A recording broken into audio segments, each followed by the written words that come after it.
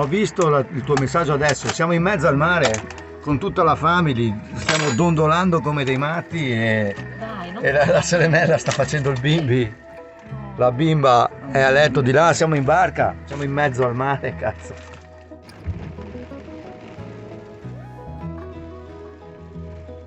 Se vi portate la moglie in barca, poi No, c'è il bimbi. ma fallo dopo. Cioè tu non puoi fare il marinaio se ti porti tua moglie in barca. Il bimbi, i bimbi, che sono là. Ragazzi, ciao. Come la smetti? I bimbi e anche la Molly. Dov'è la Molly? Molly, eccola là. E c'è anche lei, quindi affollata Samcat oggi. Cosa ci stai cucinando, Sere? Dopo te lo dico. Dopo ce lo dice. Qualcosa di pesce dall'odore. Risottino. Guardate Molly. Molly, cosa c'è? Beh, come vi avevo detto, quello è il letto di Acio. Guardate. Vedete? La cuccetta di quarto. Qua c'è il letto di Ari. Lì c'è il letto di Acio. E là c'è il letto mio, che adesso è occupato dai ragazzi. Il bimbi in barca, Serenella, sono noi. Via, Franci. Cioè, di solito la vita di barca è selvaggia, specialmente con una barca d'epoca come questa. Niente, ha voluto il bimbi e gli asparagi. Vabbè, ci adattiamo, sono cotto perché oggi è stata lunga e dura, però dai, ci siamo. Che risotto ci hai fatto? Come si chiama? Ai frutti di mare. Ai frutti di mare. E qua siamo in 5 a mangiare su Samcat, ragazzi. Io ve l'avevo detto, voi non ci credevate, ma qua siamo in 5, tutta la family. È buono? Che mangia il risotto ai frutti di mare su Samcat. Io ve l'avevo detto, si può fare e voi non ci credevate. Anzi, siamo in 6 perché c'è anche Molly. Ciao patatina. Comunque noi come vino ce lo siamo portati dall'Alto Adige. Cos'è? Müller Turcao? No, Gewürztraminer, cioè il vino di Termeno, ragazzi. È uno dei migliori bianchi che esista in circolazione.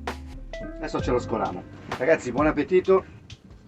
Hai tenuto un po' di esche? Sì, ce n'è una confezione intera. Ah sì? Insomma, Giorgio il mare non poteva che mangiare un risotto da pescatore. La coda di rospo. È la prima volta che mangiamo tutti assieme su Samcat, vero? Quindi per me è un giorno speciale, però insomma la barca ormai c'è e si può andare. Quindi buon appetito e all'alba, ci vediamo all'alba.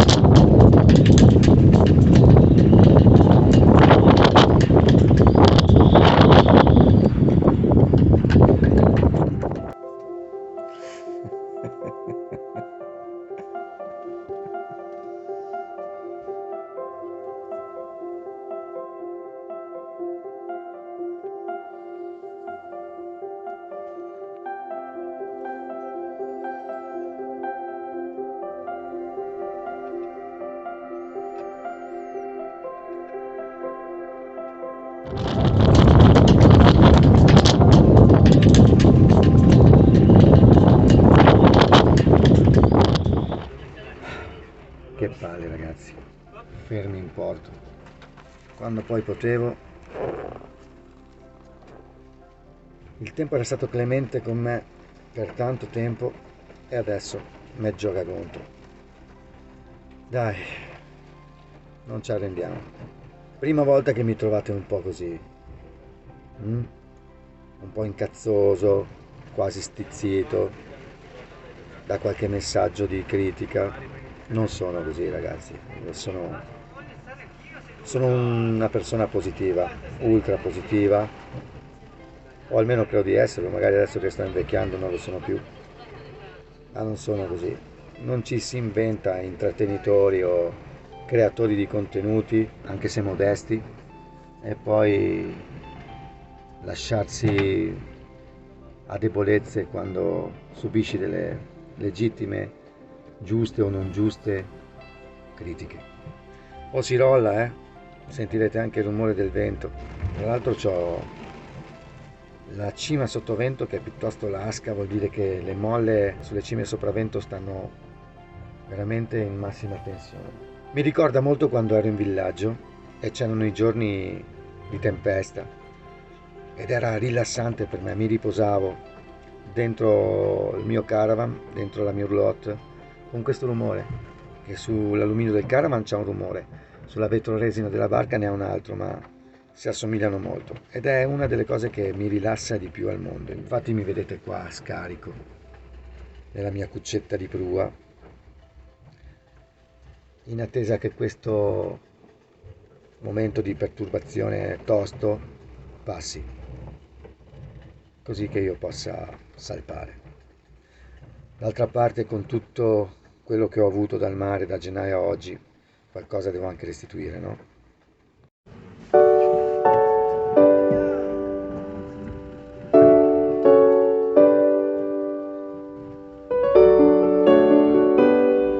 Il forte maltempo costringono a non partire e a rimandare a giovedì, quando danno un miglioramento netto del tempo e condizioni favorevoli per arrivare.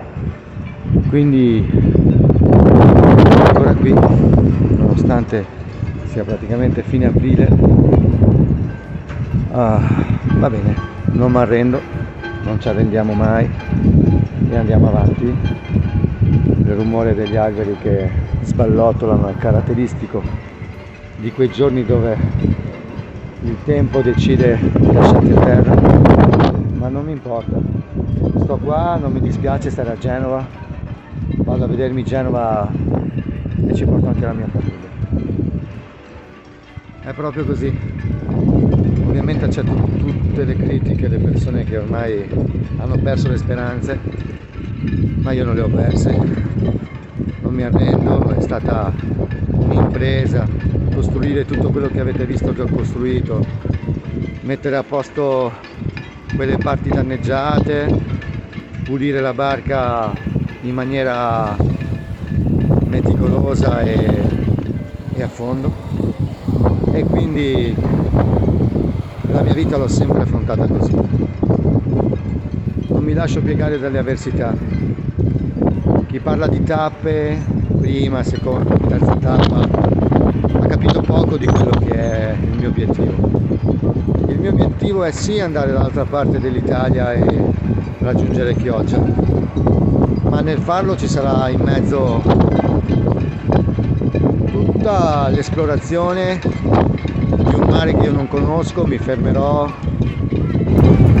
Non sarà un giro consumato in pochi giorni, sarà un giro a momenti, visiterò i posti dell'Italia che non sono ancora mai riuscito a visitare e il coronamento sarà il raggiungimento del mio posto barca a Chioggia. E oggi non mi scuserò se non ho voglia di sfidare questo vento, questo mare che spruzza addirittura sopra la scogliera. Non mi scuserò, anzi